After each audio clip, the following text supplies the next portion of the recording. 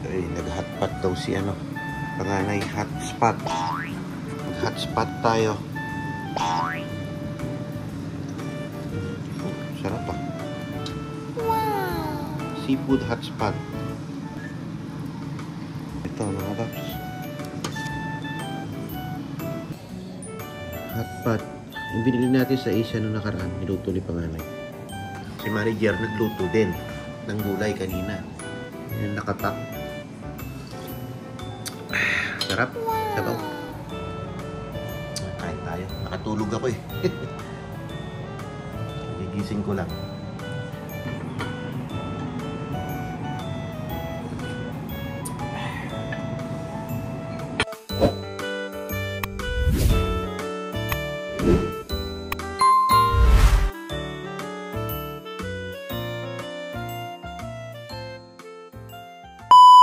Hello mga bab. What is up? What is up? Woo! Nakagising ko lang mga babs. After ako kumain kanina yung hotpot na ginawa ni panganay, try ako ulit na matulog. Nakatulog pa ako ulit. Siguro 1 oras tsaka kalahati. Ngayon nandito tayo sa harap ng ano, work ni manager. Closing siya ngayon eh. Mga 10 o'clock labas na yan. Tapos tayo naman is 11:30 tayo ngayon. Walang ganap, puro tulog ako kanina. Yo, mga bab, wala tayong na-content ngayong araw na to ah. Hapon na, gabi na, 6 o'clock na. Time check, 6:11. Yan ang oras natin, 6:11 na ng gabi. Wala akong na-content ngayong umaga. Dito tayo sa Panera, as usual. Nagsusundo kay manager. Mid-manager naman siya ngayon. Yun, ito yung gusto kong schedule niya. Mid, kasi 9:30 to 6 o'clock ganyan. So ang haba ng tulog ko kanina. Kabawi tayo sa tulog. Lalo na walang pasok ngayon, wala akong hinatid na estudyante. Pag drop ko sa kanya kaninang 9:30, mga 11 yata, humiga na ako. Nakatulog na ako hanggang 4. So medyo ano tayo ngayon. Nakakaangat-angat tayo sa tulog. Nice. Nakakaangat-angat hindi sa pera, sa tulog mga bab. Kasi bakasyon ng mga bata, doon lang tayo bumabawi ano. And yan, si manager lang hinahatid natin. Nung minsan nagano pa siya, nag-Uber. Kasi nga gumala kami, tapos anong oras na ako nakahiga? 12, tapos 1:30 siya noon, closing. Wala kasi silang fixed na ano schedule dito pag manager ka. Lahat ng shift pinapasukan niya. Walang steady na na opening, kung gano'n, mid or closing gano'n. Pagka manager nagro-rotate sila mga babs. Kaya ngayon ano na naman siya, mid. Kahapon kagabi parang siya closing 2 nights siyang nag-closing. Tapos ngayon mid naman. Bukas hindi ko alam. Hindi ko na matandaan yung schedule niya kasi nga palit-palit, hindi siya regular. Pati yung day off niya. Yan. Kaya pag nakikita nyo na nagkataon yung day off namin, talagang gumagala kami. Nag-iisip kami pupuntahan kahit na hindi gumagastos. Basta't makapasyal lang, ganun. Makapag-banding, makapag-usap. Kasi nga dito mga bap, yan, apiran lang. Ito pag uwi niya, pag sundo ko sa kanya, since may time pa ako, re-respect pa ako sa tulog. Re-respect pa ako sa tulog nito kasi mamaya pa akong 11:30. May chance pa ako matulog. Friday na pala yung papasukan ko mamayang gabi. Friday na bukas eh. So sabi ko nung nakaraan, last day ko na lang sa trabaho. Pero nakausap ko yung administrator namin. And nabanggit ko nga na ang aga naman ng ng bakasyon ko kasi Wednesday pa ang pasok ko dun sa sa hospital, first day of orientation natin. Wednesday pa next week. So sabi ko pwede pa ako sana hanggang Monday. Kasi kung day off ko ng Saturday, Sunday, tapos Monday, Tuesday, 4 days akong mababakante. Parang mainip ako nun mga babs. So sabi ko pwede pa akong pumasok ng Monday. Kaya bukas day off natin. Ay hindi pa pala, Friday pa lang pala bukas. Saturday, Sunday day off natin. Papasok pa ako doon ng Monday. Last day, yun na talaga yung last day ko. Tapos Tuesday, wala na akong pasok doon, hindi na ako papasok doon. Kasi magre-reset na tayo ng utak tsaka ng ano natin, katawan. Para sa Wednesday, first day of orientation natin sa hospital is maaliwalas yung isip natin. Hindi tayo nang lalata, ano? Kasi overnight tayo eh. Kung papasok tayo ng overnight tapos diretso tayo dun sa orientation, hindi tayo makakapokus sa ating orientation. Parang yung nangyari sa akin sa SNP na kwento ko na nung nakaraan to. Yung sa SNP kasi pinagsabay-sabay ko eh. Kaya pala na realize ko, latang-lata ako doon. Tsaka na overwhelm ako sa trabaho kasi hindi pa ako nag-resign nun dyan sa trabaho ko.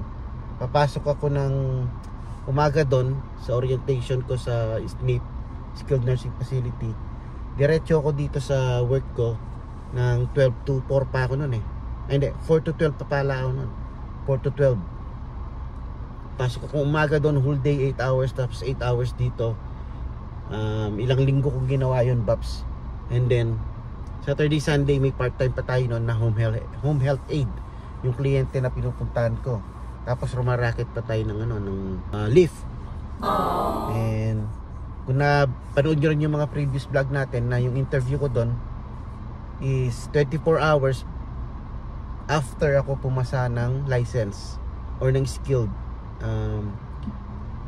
sa CNA. Kaya yon, pagod na pagod talaga ako.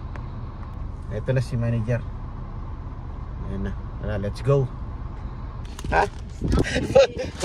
Bakit? Saan mo galing yan?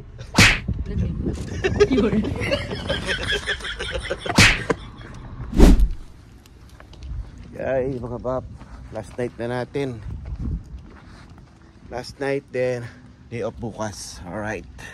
Sa susunod, ang alis natin is maliwanag pa kasi 6 o'clock or 6:30 yung pasok natin. 6:30 to 6:30.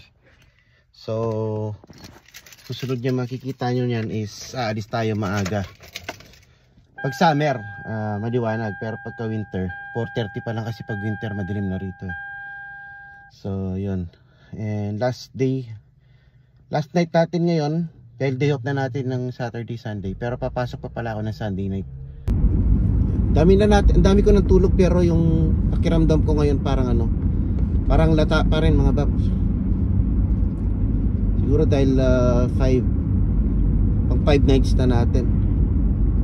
Kaya doon sa kabila sa hospital makikita natin yung difference kasi 3 nights lang ako papasok doon eh.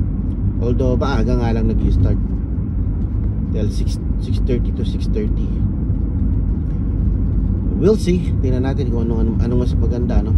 3:12s or 8:12. 8:5. 5 nights na puyat. Pero may rest back na tayong tulog sa gabi kahit na ilang oras lang. Compare sa 3:12s. We'll see mga bab. Darating din tayo doon. So ayan, for now hanggang dito na lang muna ang ating kwentuhan, ano? Tignan natin kung anong magaganap natin bukas kasi day off na natin bukas. Alright? Yun mga bab, happy Friday! Happy Friday mga bab! Yan, day off na natin. Uwian na. Let's go! It's our day off mga bab. Let's go! Alright, day off na natin mga babs. Let's go.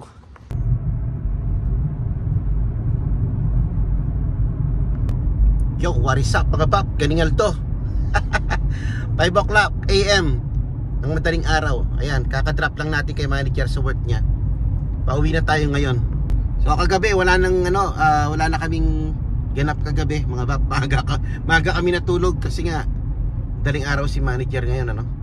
And so mamaya mga bab is kagaya na sinabi ko last week sa mga previous vlog natin, Sabado may pupuntahan tayo dito lang sa sa banda lang dito sa amin. Manunod tayo ng American Graffiti. Ayan, every year nakakapunta ako dun eh, pero last year yata hindi ako nakapunta. Parang may trabaho yata ako nun, nagkataon. Pero ngayon free tayo mga bab. Tapos si manager di makakasama Kasi nga ayun, opening pala siya ngayon. Dapat kasama siya opening pala yung ano niya ngayon, schedule. So tayo lang pupunta mga bab. Samahan nyo ako mamaya, no? Pero bago yan, magagas muna tayo rito. Kasi wala na tong gas si Kikay. Ayan, dito tayo nagagas. Murang gas dito, 4.2. Yan ay pinakamura rito. Yan ay pinakamurang gas dito mga babs. Yan, gas tayo dito. Ang gas is 4.2 unleaded. Paubos na talaga yung gas natin. Yan mga pap, 5 o'clock.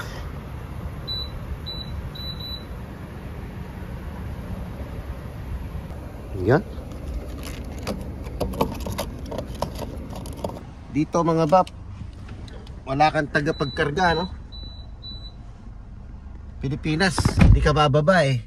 Meron mga gasoline boy. Dito wala, ikaw mag-isa. Kahit umuulan, kahit na winter, bababa ka, ikaw mag-gas sarili mo. So yun, ganun dito mga babs. Share ko lang. Alam ko naman na alam yun eh. Ulit-ulit ko tayo.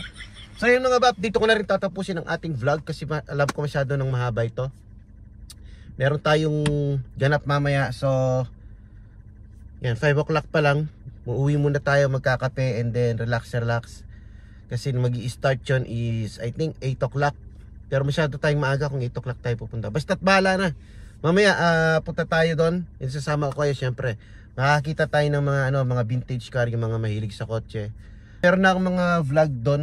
I think every year nakakapunta ako doon. Except 1 year, di ko alam kung yung last year yon.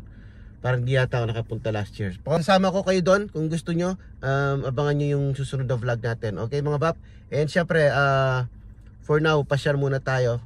Pero mag-upload pa rin tayo ng mga videos regarding sa CNAs, no?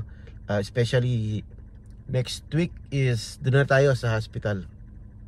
So another vlog na naman yun mga babs. Okay, give it a thumbs up. Sa mga hindi pa nag-subscribe, please subscribe. And yeah, ganito na lang ating vlog for today. See you on the next vlog, American Graffiti 2025. Alright, peace.